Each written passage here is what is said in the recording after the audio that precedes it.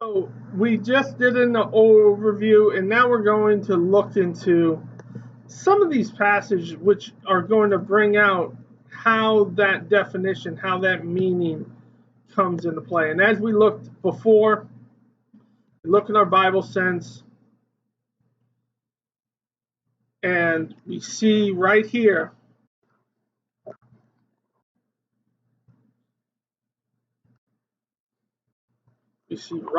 what family as a house, what's the definition? The social unit living together, usually consisting of family, servants, and some extended family, understood by a physical building in which a family normally resides. So, looking at some of this, we're going to now, from the Bible, we're going to draw conclusions on to seeing how this kind of works. And we're going to come in. The first thing I want to look at Genesis 7:1, which we'll get a little bit of an understanding of. So, then the Lord said to Noah, you can see that when I searched, the actual term that I searched is highlighted. Then the Lord said to Noah, go into your ark, you and all your household, for I've seen that you are righteous before me. Household is this word by it, and as we can see, it is the family as a house. So we're seeing this definition. One thing you can do is within the software, you can come in, and I want to find out what this word, what by it means. Say, for instance, I want to have some, and want to have an understanding what by it meant, or what does it mean. So this is the one that I do reference. I do reference this book.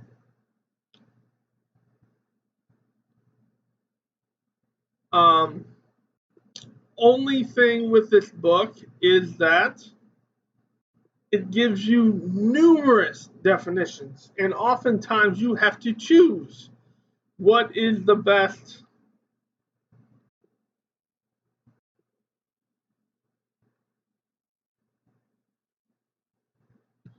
Here, let's kind of put this out in a larger.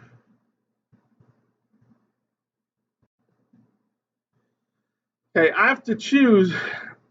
Um,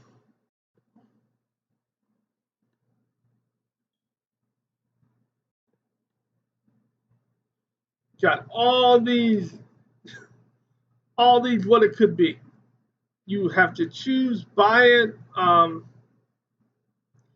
sometimes it can be a guessing game, and we don't want to have a guessing game.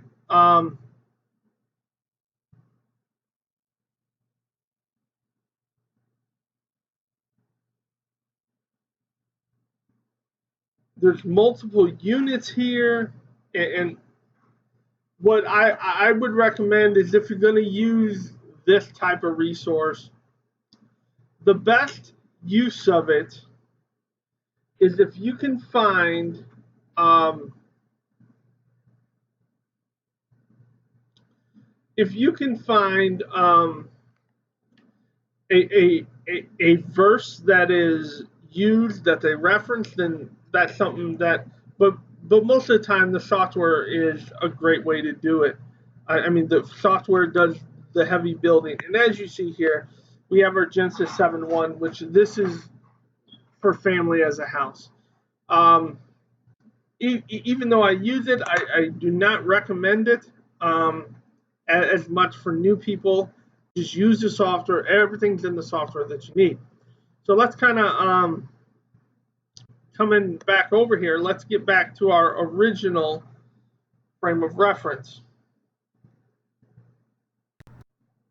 Now we're going back here and we're trying to figure out, so this household, and you'll see in later verses that this does not just mean your immediate family, but includes servants, among many others. So let's take a look at some of these other searches here. Um, I use Genesis 15:2. And this is a prime example how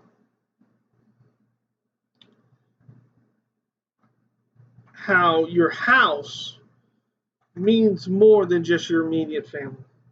Um, in verse 2, but Abram said, O Lord, what will you give me? For I continue childless.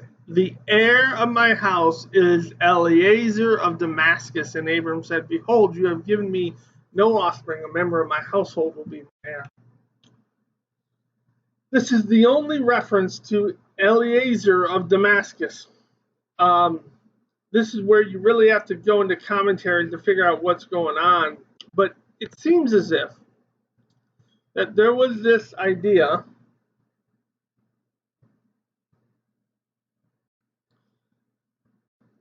if you look right here, scholars have noted that Abram's suggestion reflects an adoption procedure from the known Nuzi text.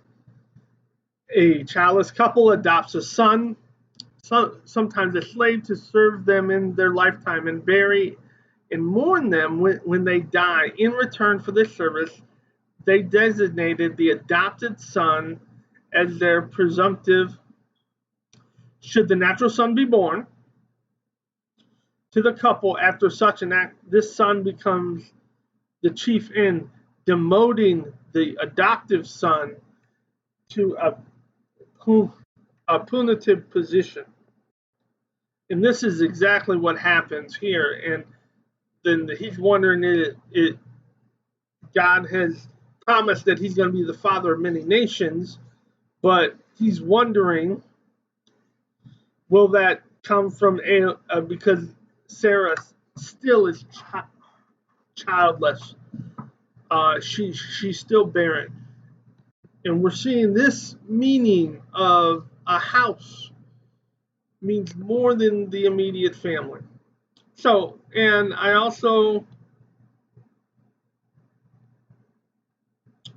another reference I was like, chapter 17 is another important Abrahamic covenant where the word house is used repeatedly. So let's go to 17:12. Go to 17:12. He whose 8 days, this is talking about the covenant of circumcision. He who is 8 days old among you shall be circumcised, every male throughout your generations, whether born in your house or bought with your money from any foreigner who is not of your offspring. God is making it clear, and this is by family house, so those things that, so every male who comes under his house, in his house or things that he buys, and a foreigner who is not your offspring, both he is born in your house and he who is bought with your money shall surely be circumcised. So this is a broader meaning than just regularly